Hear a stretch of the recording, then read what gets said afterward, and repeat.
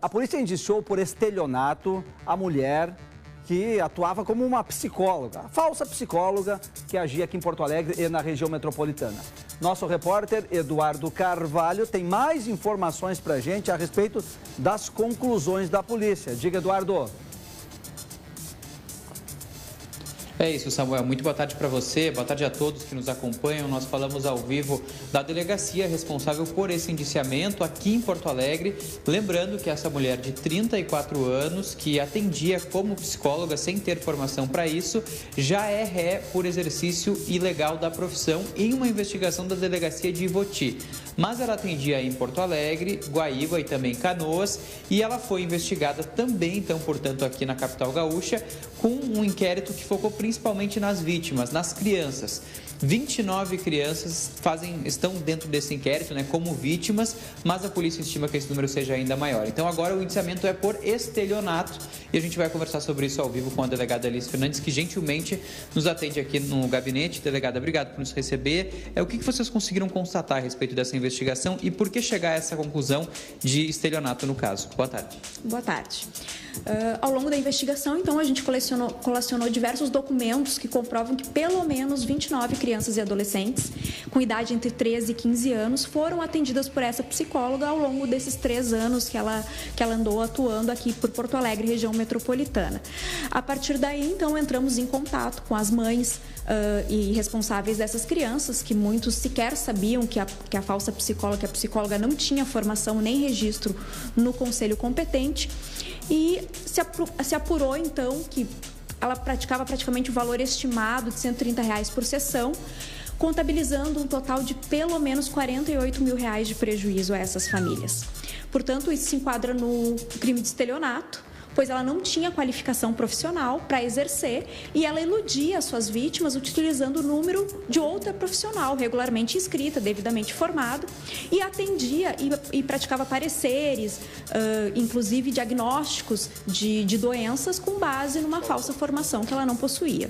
Delegada, próprio, vocês ouviram pais responsáveis, ouviram muitas pessoas no inquérito. O que a senhora aponta assim como prejuízos provocados por esse crime dessa pessoa que é investigada e que agora é indiciada? Porque ela se apresentava como uma pessoa especialista na área e, inclusive, chegava a atender crianças neurodivergentes, né? Exatamente. Além do prejuízo financeiro, que é o essencial para o crime de estelionato, com certeza teve prejuízos também a essas crianças que deixaram de ter um atendimento adequado por um profissional capacitado. Ainda mais crianças que estavam com condições específicas e nessa fase muito importante de desenvolvimento que é a infância. Então, o fato delas terem sido atendidas por alguém que não possuía habilitação, com certeza deixará danos. Nesse caso, o indiciamento foi apenas por estelionato, né, delegada? Os outros crimes, ela não foi indiciada nessa delegacia por já ter sido indiciada em Ivoti? Esse é o entendimento? Isso. Ivoti, então, apurou a utilização desse CRP da profissional, que residia em Ivoti, trabalhava lá. Então, essa falsidade ideológica e o exercício ilegal da profissão foi apurado pela delegacia de Ivoti. Aqui, nós temos a competência para investigar crimes contra crianças e adolescentes, então restou os crimes de estelionato. A senhora chegou a mencionar, 29 crianças atendidas e que constam no inquérito. A estimativa de vocês é que esse número seja bem maior, pode ser maior do que isso? Ela também chegou a atender adultos? Sim, esses números se referem somente aos nomes que nós encontramos nos documentos na residência dela. Além disso, com certeza deve ter documentos antigos, que talvez ela já tenha se desfeito, que talvez tenha guardado de alguma outra forma em algum outro lugar. Então, com certeza, o número é maior. Além disso, também tiveram mais adultos. Ao todo, a gente estima cerca de 80 pessoas no mínimo, que ela atendeu. Essas 80 estão contabilizadas no valor de 48 mil ou só as 29? Não, essas 29 crianças e nem todas elas, porque algumas a gente não conseguiu contato. Por isso que a gente fala um valor mínimo de 48 mil de prejuízo. Algumas nos responsáveis não retornaram nossos contatos, enfim. Então, a gente fala em valor mínimo. Delegada, em Ivoti ela foi ouvida, mas não se manifestou na delegacia. Como é que foi aqui na investigação de vocês? De igual forma, ela compareceu, foi falado então os crimes pela qual estava sendo acusada e ela preferiu se manter em silêncio. Veio desacompanhada de advogado, não pediu para ter acesso aos autos, apenas se manteve em silêncio. Bom, delegada, só para fechar, assim, pelo que vocês ouviram de depoimentos, assim, os pais, muitos deles nem sabiam que ela não tinha essa formação, ficaram sabendo no contato da delegacia? Exatamente, no contato da delegacia e também na mídia que foi veiculada durante aquela primeira fase da operação. Não desconfiaram de nenhum tipo de comportamento. As mães que deram início a toda essa investigação duvidaram, na verdade, dos documentos que ela apresentava, no sentido de comprovação, de encaminhamentos e até questões de imposto de renda, de numeração para imposto de renda. Mas, pelo comportamento dela, ninguém desconfiava. Mas isso é o clássico do estelionatário, né? O bom estelionatário é aquele que tem o papo, que tem a lábia, né? E que leva a pessoa a cair num golpe. Só para fechar da minha parte, vocês já têm informação se o Ministério Público já acolheu essa denúncia de vocês ou está acompanhando? Foi recém-remetido agora no início do mês de outubro. Acredito que ainda não tenha nenhuma posição do Ministério Público. Muito obrigado, delegada, por falar com a gente. Eduardo. Perguntei isso porque no caso da delegacia de Ivoti, o inquérito foi remetido já há mais tempo, o Ministério Público aceitou essa denúncia e, portanto, ela é ré por esses crimes. Agora faltam os trâmites envolvendo esse indiciamento, mais um agora em Porto Alegre e pelo crime de estelionato. Diga, Samuel, por favor. Pede para a delegada nos ajudar a entender como essa mulher agia para aplicar o golpe, o quanto ela mentia, né? Ela tinha, nas redes sociais, ela publicava fotos dela como se fosse uma psicóloga, tinha documentos, tinha na sala onde ela atendia certificados, tudo isso. O que mais?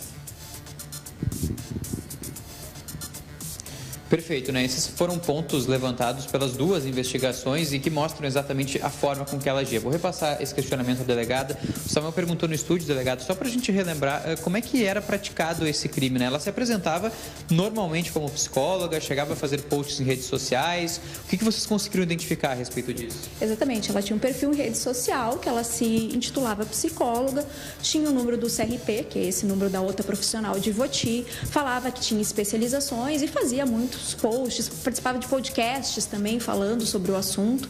Então era assim que ela angariava clientes. E ainda mencionava que tinha especializações em algumas áreas. Exatamente. Especialização em atendimento de crianças, questões de crianças neurodivergentes, ela dizia ter também, além de ser psicóloga.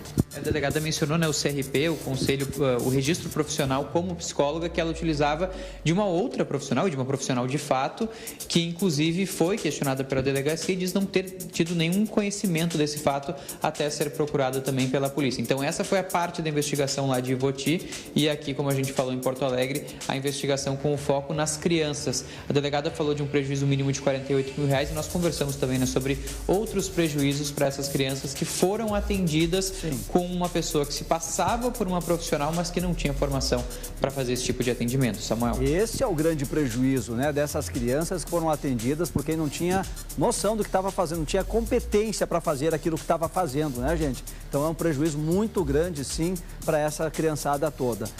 Quem foi vítima dessa mulher ainda dá tempo de procurar a polícia, sim, e fazer a denúncia, fazer o encaminhamento. Eduardo, muito obrigado pelas informações. Delegada também, obrigado pela atenção aqui com os telespectadores do Balanço Geral.